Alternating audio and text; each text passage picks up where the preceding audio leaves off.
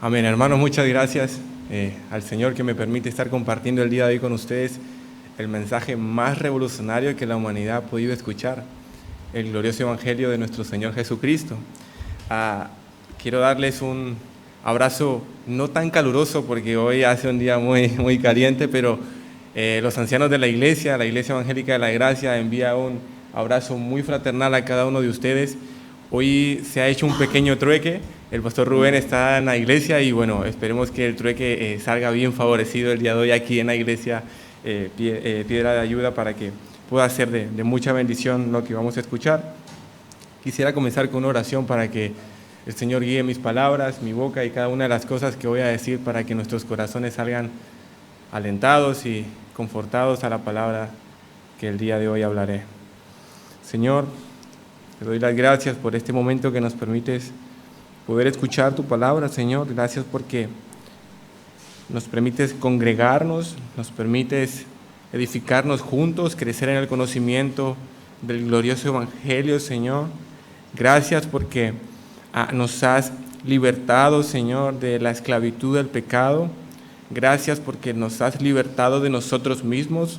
Gracias porque nos has libertado de todo el sistema caído que domina este mundo, Señor.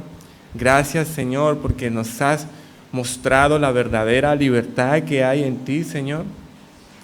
Por eso, Dios, te ruego que lo que se exponga el día de hoy, Señor, sea tu palabra, que yo hable muy poco, Señor, y que seas tú usando mi boca, Señor, a través de lo que vamos a hablar el día de hoy.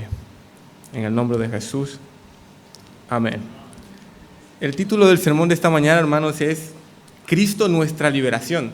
Pero quisiera que podamos llamarlo Cristo nuestra liberación, pero que cada uno de nosotros se apropiara de ese título y diga Cristo mi liberación. Porque básicamente es lo que ha acontecido en cada uno de nosotros, los que nos llamamos cristianos. Cristo ha sido nuestro libertador. Se han hablado millones y millones de mensajes de libertad a lo largo de la historia. De hecho, cada uno de nosotros, del país donde procede, seguramente el himno nacional de tu país habla acerca de la libertad que tu pueblo en algún momento añoreaba. ¿Sí o no? El hombre ha sido incansablemente agotado todos los recursos para buscar la verdadera libertad. En la década de 1800, en Gales, se vivió uno de los avivamientos más grandes que esta región ha podido tener. Tal fue el avivamiento de esta región que enviaron un grupo de misioneros a una zona llamada Assam, ubicada en la India. Esta región era conocida porque era una región demasiado hostil y violenta para los extranjeros y algunos que se denominaban predicadores cristianos. Es decir, que ir a Assam para un misionero era realmente muy difícil. En esta región vivía un hombre que se llamaba Noxen junto con su esposa y sus 2 hijos. Así que Noxen, cuando paseaba por el pueblo, se encontraba con los misioneros galeses y seguramente que en una conversación que tuvo con algún misionero, le predicó el glorioso Evangelio del Señor Jesús. Y Noxen, un hindú, abrazó la fe cristiana. Sorprendente. De manera que Noxen, junto con su esposa y sus 2 hijos, fueron bautizados, bajaron a las aguas, y esto se hizo evidente en toda la región. Así que rápidamente llegó el mensaje de que el hindú Noxen, que vivía en la esquina del pueblo, se había vuelto cristiano. Esto llegó a oídos del jefe y rápidamente el jefe llegó a la casa de Noxen, entraron a las puertas y lo llevaron al patio donde se ubicaba el centro de la ciudad para que Noxen hiciera una cosa que aparentemente lo iba a hacer libre de la muerte física. Tenía que negar a Cristo.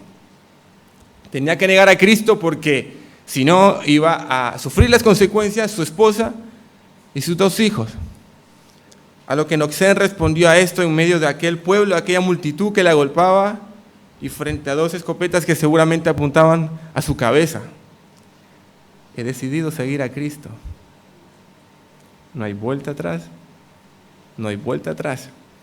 Seguramente muchos de ustedes se habrán convertido o en sus iglesias en Latinoamérica es muy popular este himno que dice: he decidido seguir a Cristo, He decidido seguir a Cristo. He decidido seguir a Cristo. No vuelvo atrás, no vuelvo atrás. Pues yo me crié con este himno, hermanos. Y el himno que yo te estoy contando ahora nació de esta persecución.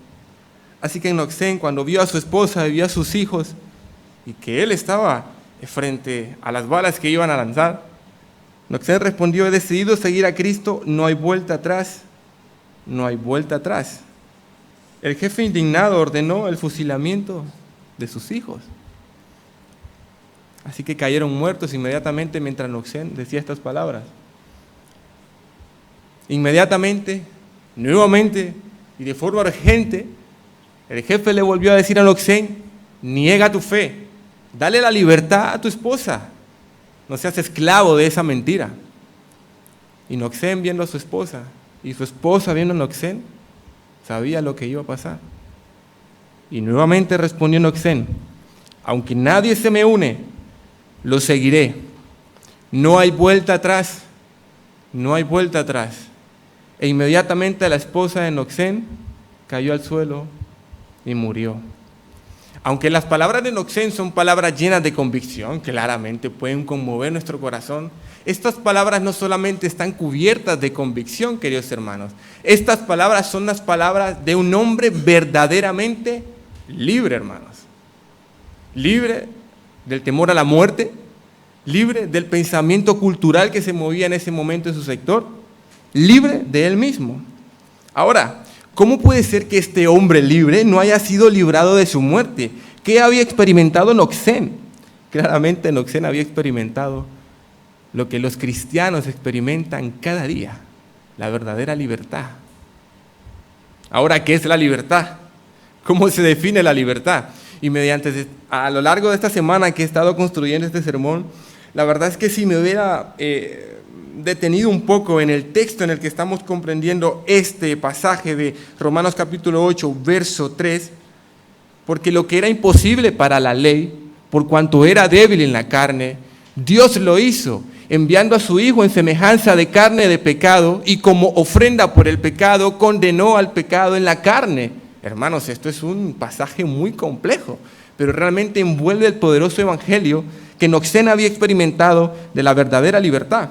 Ahora, ¿cómo definimos la libertad? Abraham Lincoln, curiosamente, dice que el hombre nunca ha encontrado una definición de la libertad. Creo que no conoció a Cristo. Para el filósofo Nietzsche, la libertad es llegar a ser uno mismo. Humanismo radical, penoso.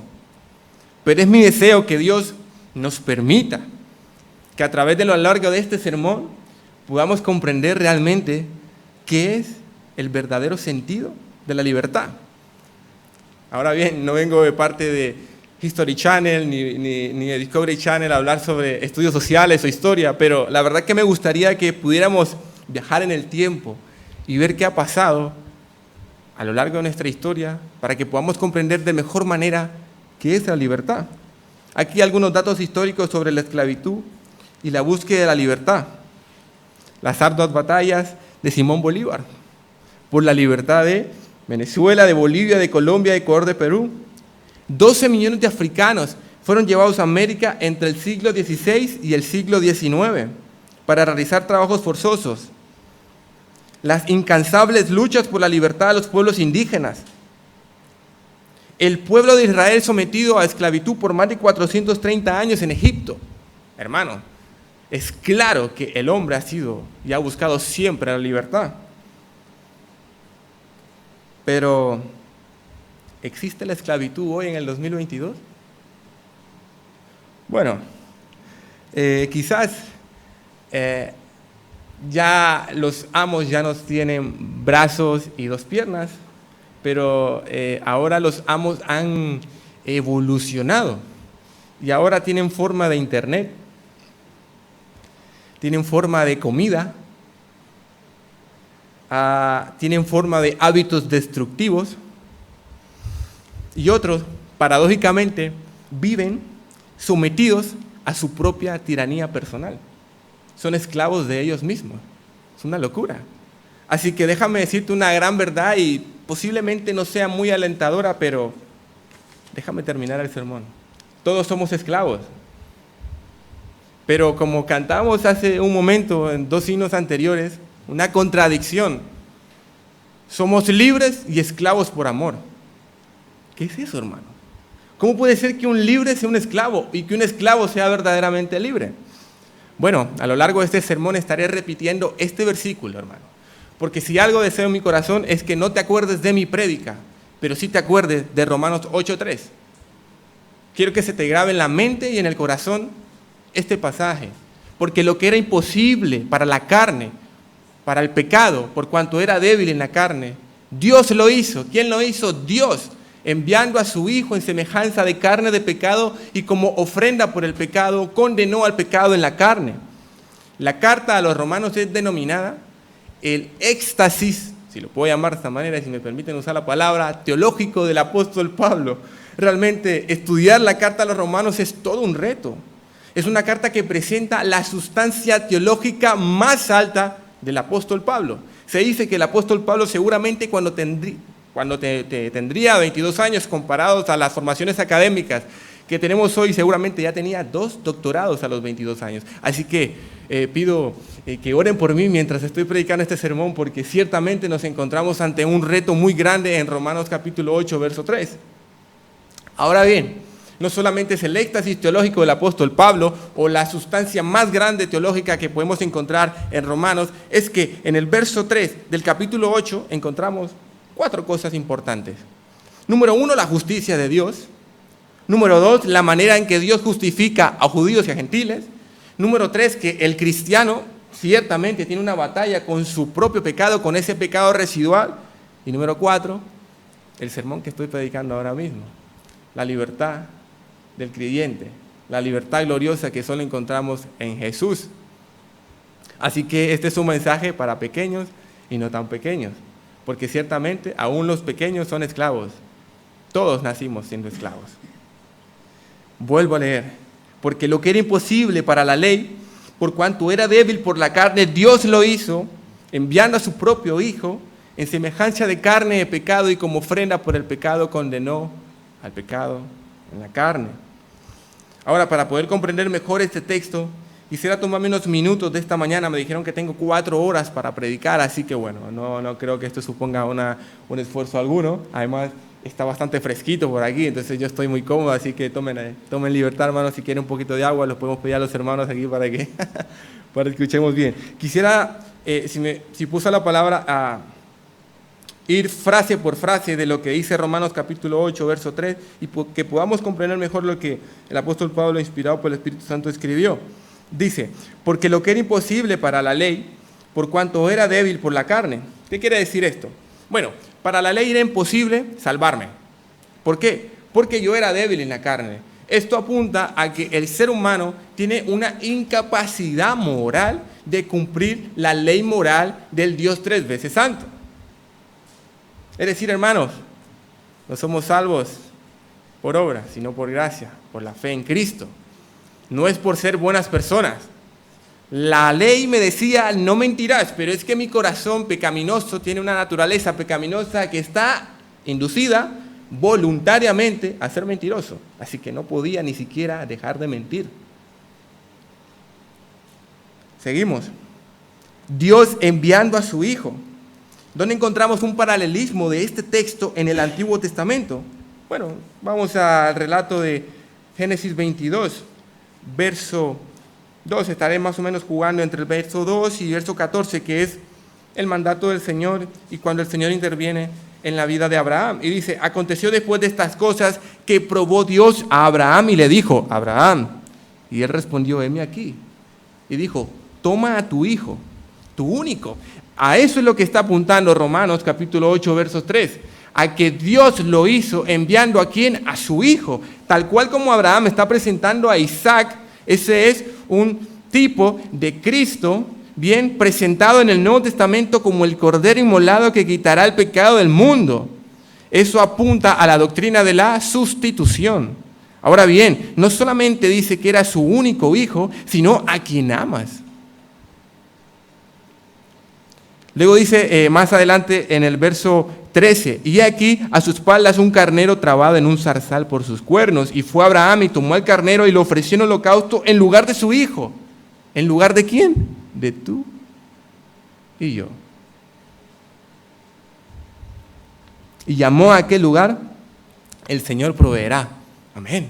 Desde el Antiguo Testamento se está diciendo que el Señor proveerá un cordero, alguien que sí cumpla todo lo que tú y yo no podemos cumplir. Todo esto apunta al inmenso coste que te tenía que dar para la redención. Seguimos. En semejanza de carne de pecado. La palabra semejanza se asimila a una similitud de un prototipo. ¿Qué prototipo es? La naturaleza humana. Esta naturaleza humana es el tipo de carne de pecado, la cual a través de la caída quedó literalmente distorsionada.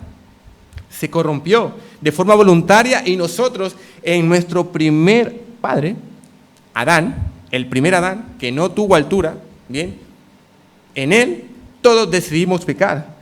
Así que cedimos voluntariamente esa libertad a la esclavitud del pecado. Génesis 3:15 dice lo siguiente: y pondré enemistad entre ti y la mujer, y entre tu simiente y la simiente suya, esta te herirá en la cabeza y tú le herirás en el calcañar. Esto es lo que los teólogos y eruditos llaman el protum, el evangelio. ¿Qué quiere decir protum? Es primero en latín y evangelio es evangelio, el primer evangelio. Esta es la promesa de que el Señor ciertamente redimirá a su pueblo. La simiente de la mujer, es decir, lo que dará a la mujer como fruto será un hijo, una familia, herirá en la humanidad de Cristo. Bien, pero herido no quiere decir muerto. En cambio, el diablo sí será muerto, será derrotado en su propio campo de batalla. La muerte será vencida con la muerte de Cristo. Hebreo capítulo 2, verso 14-15 lo dice de la siguiente manera. Yo lo leo, hermano. Dice: así que, por cuanto los hijos participaron de carne y sangre, él también participó de lo mismo, para destruir por medio de la muerte al que tenía el imperio de la muerte, esto es el diablo, y librar a todos los que por el temor de la muerte estaban durante toda la vida sujetos a servidumbre. Seguimos. Ofrenda por el pecado. El carácter de Dios, hermanos, los atributos de Dios demandan que la infracción a su ley moral sea juzgada, y la paga del pecado es muerte. Así que era necesario que muriera alguien. No solamente era necesario que Cristo padeciera, hermano. O sea, no era solamente necesario que a Cristo lo clavaran en la cruz.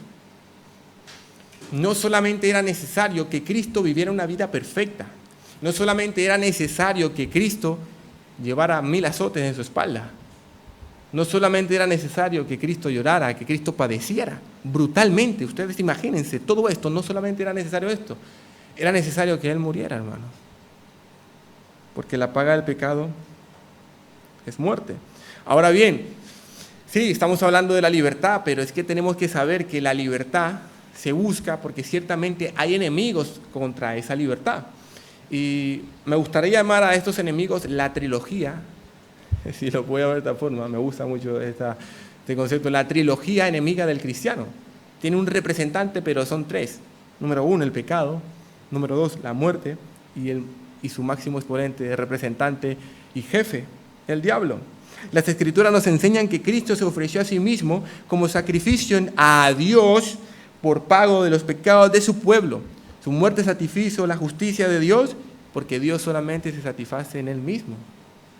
Durante muchos años, en muchas iglesias, muchos cristianos sinceros han creído a la engañosa mentira de que el pago de los pecados se dio a Satanás. Esto sería una gran herejía, porque si decimos que Jesús pagó los pecados a Satanás, pondría a Satanás en una posición que no le pertenece. Pondría a Satanás como juez. Y Dios no es juez, es un acusador. Así que, como en una forma de caballo de Troya, Dios se encarna en Cristo, y Cristo muere, y por la muerte de Cristo es vencida la muerte. O sea, Cristo vence en el mismo campo de batalla al pecado. condenó al pecado en la carne.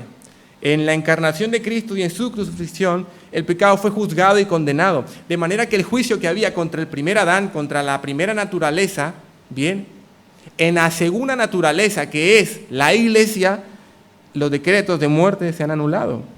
Ahora bien, ¿cuál debería ser nuestro mayor temor? ¿El diablo, el pecado, la misma muerte o Dios? Nuestro mayor temor no es contra el pecado, nuestro mayor temor no es contra el hombre, nuestro mayor temor no debería ser ni al mismísimo diablo, nuestro mayor temor debería ser la ira venidera del Dios 3 veces santo. Y lastimosamente hemos bajado tanto el evangelio que hoy muchos cristianos tienen temor a los hombres. Y esto no puede suceder. El cristiano ha sido liberado de ese temor. Todos los apóstoles, todos los mártires de la fe habían sido verdaderamente libres y por eso eran capaces de subirse y ser devorados por las fieras, porque habían sido verdaderamente libres, no tenían miedo a la muerte. Así como Noxén, viendo a su esposa y le dijo, no, amor, hay una libertad mayor en esto. Y prefirió la muerte a ser esclavo otra vez de aquello que había sido sometido durante muchos años. Ahora bien, después de este resumen, hermanos, la carta a los romanos distingue dos tipos de personas. Y son las dos personas que existen en la humanidad realmente. Es decir, ahora mismo, hermanos, en esta iglesia, en este banco, las personas que estamos aquí, permítame decirlo de esta manera, pero posiblemente aquí hay dos tipos de personas, y son los dos tipos de personas que existen en la humanidad. Los pecadores que están condenados en Adán, y los pecadores que creen en Cristo, que son estos los declarados justos. Para los que toman nota, me gustaría compartir en lo que resta de esta mañana 3 características de cada uno de estos tipos de personas identificadas en la carta a los romanos, comenzando por los pecadores que creen en Cristo. Los pecadores que creen en Cristo son personas comunes y corrientes, que han experimentado el quebrantamiento, el dolor de pecado, el nuevo nacimiento y la regeneración que solo el Espíritu Santo puede dar. Este grupo elegido por Dios ha sido elegido para que a través de sus vidas y sus frutos el mundo pueda comprender que realmente existe lo que está buscando, la verdadera libertad. Una libertad que se gozaba al principio en Adán, pero que voluntariamente estos elegidos se dieron y por un tiempo fueron cautivos del sistema caído y el Dios de este siglo. Llamados a través de la historia cristianos, estos son los que predican el mensaje más revolucionario que el mundo ha podido escuchar. El Dios que se hizo hombre, habitó entre nosotros, murió y gracias a su resurrección, hoy su muerte da vida a muertos espirituales, libertad a cautivos y ha anulado el decreto de muerte y de pecado que había sobre los escogidos. Conocido por ello, los cristianos, y aquí 3 características de estos esclavos cristianos. Número 1, son esclavos. ¡Qué locura! Al respecto, Mike Riccardi, pastor evangelismo de la iglesia Race Community Church, dice lo siguiente: espero que no penséis que en la esclavitud a Cristo como un trabajo pesado. Esta no es una relación tiránica, despótica, alimentada por el miedo y la sumisión forzada. La imagen no es de alguien cuya voluntad es constantemente frustrada por los caprichos de su amo, sino de alguien cuya voluntad es, con el tiempo y la exposición repetida a su amo, conformada amorosamente y felizmente a la voluntad de su amo. Alexander McLaren, al respecto de que los cristianos son esclavos, dice: la fusión y absorción de mi propia voluntad a su voluntad. Yo hago lo que Él quiere, no lo que yo quiero. Conforme Él me enseña y me muestra más de mí mismo, más quiero conformarme a lo que Él quiere. Fíjense que ayer tuvimos una salida con mi esposa, ¿verdad? Y mi hija a los 3 años, pues no, los que son padres sabrán que es una edad en la que se agotan mucho nuestras energías. Pues ayer salí con mi esposa y mi hija al parque y cuando regresamos a casa, mi hija iba corriendo por la calle. Así que a mí me da un poco de temor a veces porque pues cualquier cosa le puede pasar a mi hija mientras ella va sola. Pero bueno, mientras ella iba caminando por la calle, se presentó un obstáculo y lo primero que ella hizo fue darme la mano. Pero yo pensaba que ella realmente se sentía libre. Y la realidad, hermanos, es que mi hija en ese momento se sentía esclava. esclava del obstáculo que estaba al frente y del miedo que estaba en su corazón. Así que ella voluntariamente decidió ceder su libertad y volverse esclava de mi mano, porque ahí es donde está realmente su libertad. Su libertad está en el cuidado que su padre le puede dar. Así que nosotros los cristianos somos esclavos, porque cedemos nuestra libertad, si le podemos llamar de esta manera, en donde realmente estamos seguros, hermano. Solo tenemos seguridad al lado de nuestro Padre. John Stott dice lo siguiente: tu obediencia muestra quién es tu amo. Lo repito, tu obediencia muestra quién es tu amo. Bueno, esto apunta a la identidad, que más adelante estaremos hablando, pero lo repito, tu obediencia muestra quién es tu amo. Característica número 2 de estos cristianos: la primera son esclavos, la segunda son siervos. Tomemos en consideración lo siguiente: el Dios creador del universo, el Dios creador del tiempo, del espacio y del corazón que ahora mismo está latiendo en tu pecho mientras escuchas este sermón, decidió lavar los pies de sus discípulos. ¿Acaso esperas que su discípulo no imite a su Señor?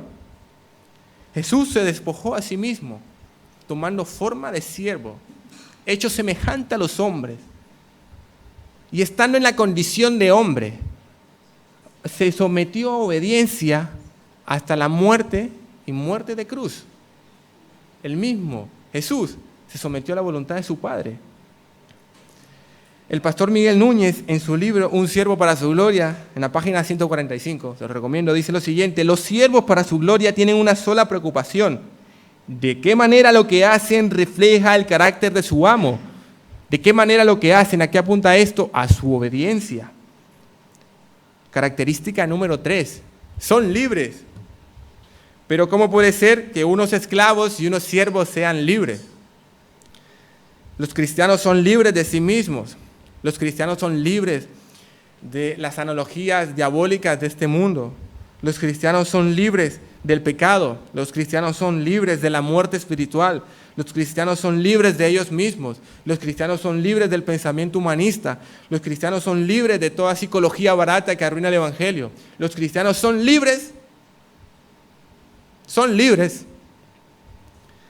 Así que el cristiano tiene la libertad porque tiene el conocimiento especial de la revelación del evangelio. Y no solamente eso, el cristiano conoce a la verdad encarnada.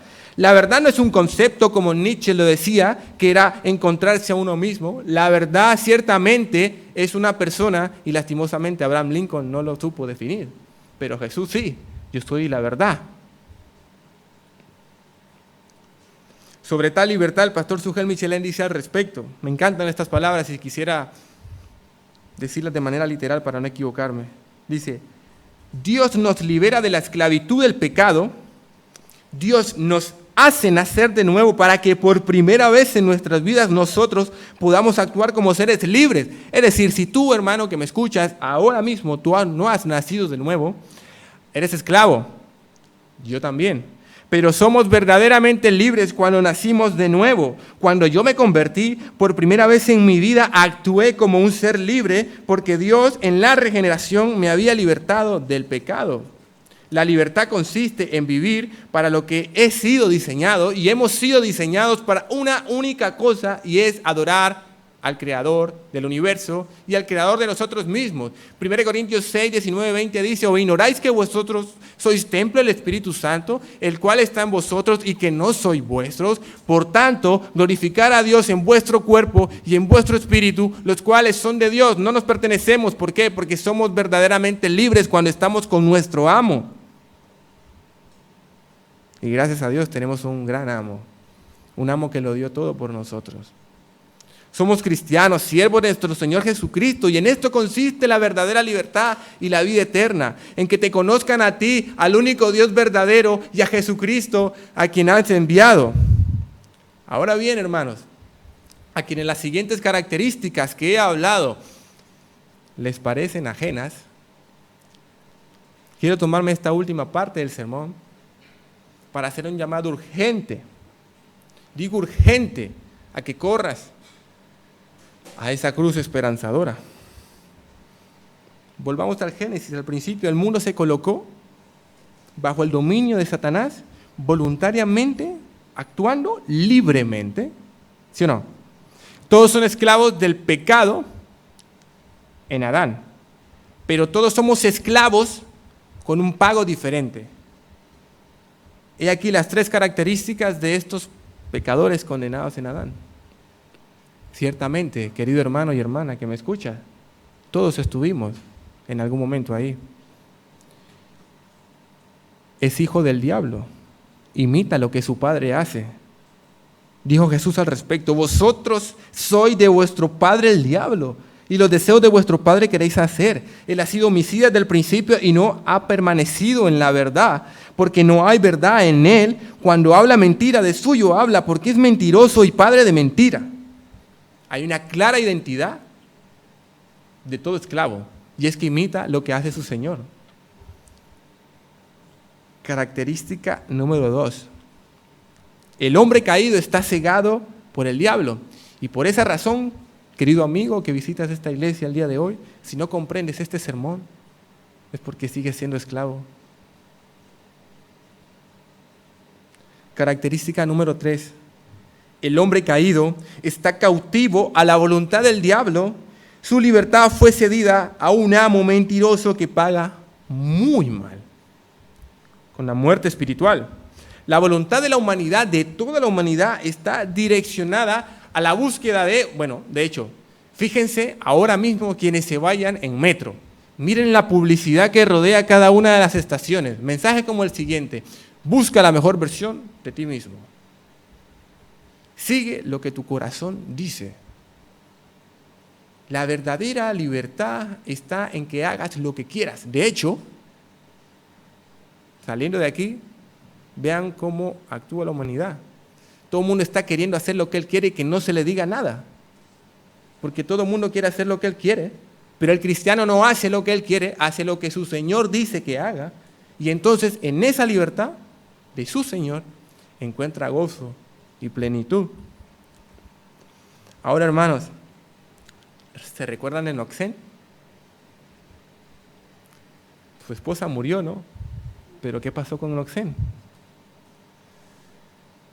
Pues es hindú que había abrazado la cruz de Cristo y vivió una verdadera libertad, aunque ese canto apunta a la perseverancia de los santos en medio de la dificultad, ¿no? De decir, he decidido seguir a Cristo, no hay vuelta atrás, no hay vuelta atrás. Esas palabras que Noxén estaba diciendo mientras miraba a su esposa, mientras seguramente los tíos, los primos de Noxén, mientras el vecino del pueblo estaban viendo aquello que estaba pasando, ¿no? Y el jefe del pueblo estaba apuntando a Noxén a la 100. Este hombre exclamó las palabras más libertadoras que un cristiano puede llegar a decir. Cuando el jefe le dio muerte a su esposa, seguramente a Noxén se le conmovieron sus entrañas, hermano. Era su esposa, era con quien había pasado toda su vida, le había dado 2 hijos. Seguro que Noxén amaba a su esposa. No hay ninguno aquí cristiano que esté casado que no ame a su esposa. Pero Noxén había experimentado el verdadero amor. Cuando vio a su hija muerta, a su hijo muerto, y cuando vio a su esposa caer al lado suyo, el jefe le dijo: Noxén, despierta, no seas esclavo de esas mentiras, libérate tú mismo, estás en peligro. Pero con la voz de un hombre que había experimentado la verdadera libertad, dijo las últimas palabras que a mí honestamente me conmueven, hermano. Y espero que estas palabras conmuevan tu corazón. La cruz delante de mí, el mundo detrás de mí. No hay vuelta atrás. No hay vuelta atrás. Y murió. Este hombre había experimentado realmente lo que es ser libre. Pero si eso te parece grandioso, meses más tarde, había un hombre que estaba predicando ahí en la India y se hacía llamar el hombre que había matado a un hombre que le había predicado el mensaje más grandioso que había podido escuchar. Este era el jefe que había matado a Noxen. Así que, hermano, si estás ansioso, Cristo te puede dar libertad. Si estás triste, Cristo te puede dar libertad. Si estás angustiado, Cristo te puede dar libertad. Si estás muerto espiritualmente y lo sabes, corre a Cristo. Gracias, Señor, porque tú eres nuestra libertad. Gracias, Señor, porque nuestra libertad está en ti. Y conoceréis la verdad, y la verdad os hará libres. Amén.